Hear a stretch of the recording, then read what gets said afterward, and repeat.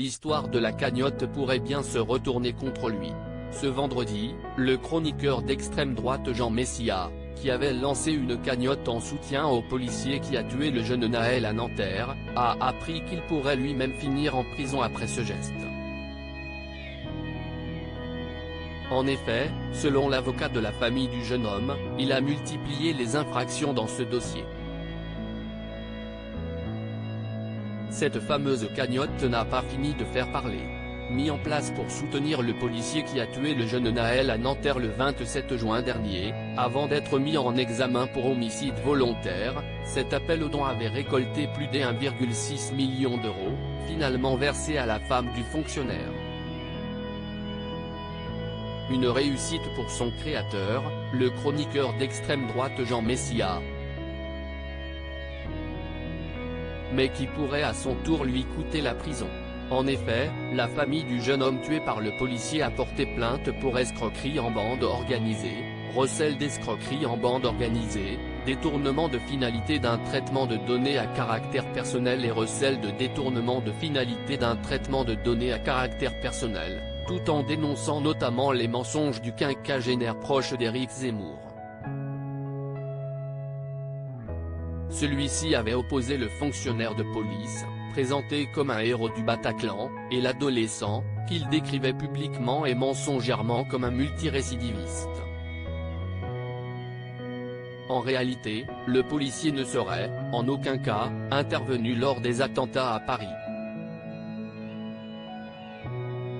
Et, pire, les informations données sur Nahel, nécessairement données par un ou plusieurs membres des forces de l'ordre et dans le but de le criminaliser, entreraient manifestement dans la violation du secret de l'instruction.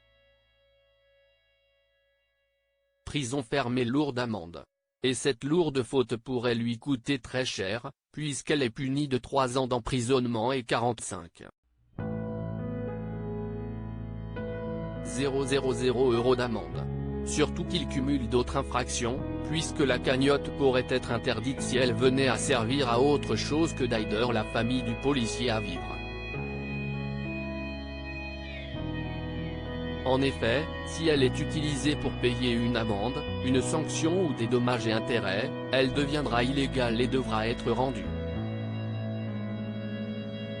D'ailleurs, les avocats de la famille de Nahel ont porté plainte également contre toute personne bénéficiant de la cagnotte, quand bien même elle serait de la famille du policier ayant tué Nahel, expliquant que tous les bénéficiaires se rendraient dès lors coupables de recel d'escroquerie en bande organisée.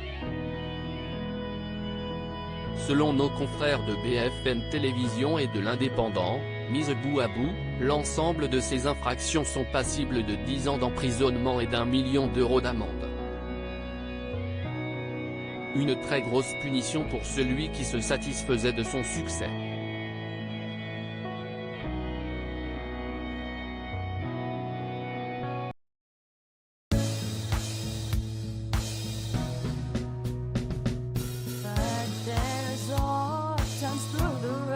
I think you can let me know. Sit down, sit back.